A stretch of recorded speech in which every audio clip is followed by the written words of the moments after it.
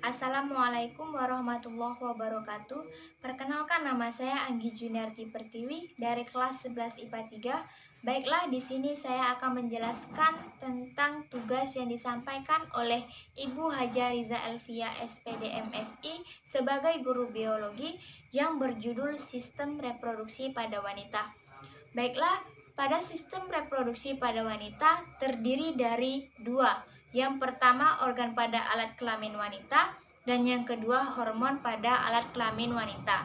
Baiklah, langsung saja saya akan menjelaskan tentang organ pada alat kelamin wanita. Di sini organ pada alat kelamin wanita terbagi lagi menjadi dua.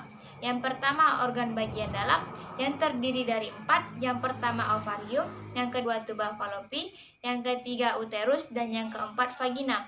Sedangkan organ bagian luar terdiri dari 7. Yang pertama, mons pubis, yang kedua, labia mayor, yang ketiga, labia minor, yang keempat, vestibula, yang kelima, orifisium uretra, yang keenam, klitoris, dan yang ketujuh, mulut vagina. Baiklah, di sini saya akan menjelaskan fungsi masing-masing dari organ yang saya sampaikan di atas. Yang pertama, fungsi dari organ dalam yang terdiri dari 1. Ovarium. Ovarium berfungsi sebagai tempat memproduksinya sel telur. Yang kedua, tuba falopi berfungsi sebagai jalurnya ovum menuju rahim.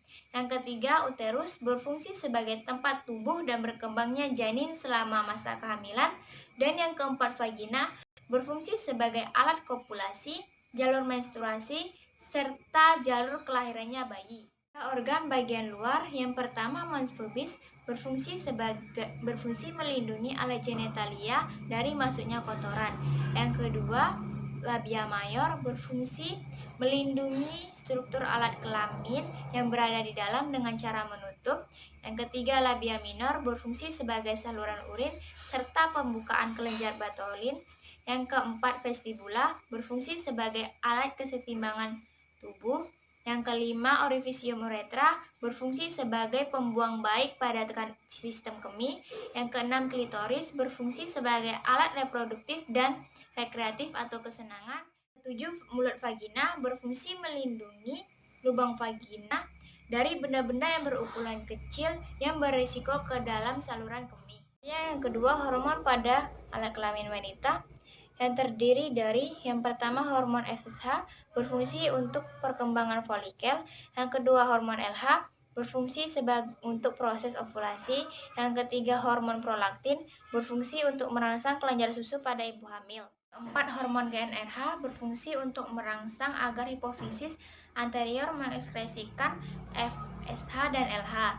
Yang kelima, hormon oksitosin berfungsi untuk mendorong kontraksi pada saat kelahiran. Yang keenam, hormon estrogen berfungsi untuk ciri-ciri sekunder pada wanita. Yang ketujuh, hormon progesteron berfungsi untuk mempertebal dinding endometrium. Yang kedelapan, relaksin. Hormon relaksin berfungsi untuk merelaksasikan otot panggul pada saat melahirkan. 9.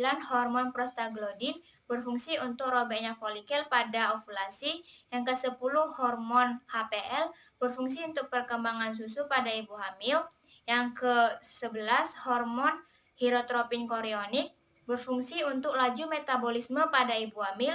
Yang ke-12, hormon CRH berfungsi untuk membentuk estrogen serta plasenta pembentukan paru-paru pada janin. Yang ke-13, hormon HSG berfungsi untuk mempengaruhi tubuh agar membentuk estrogen dan prosterogen.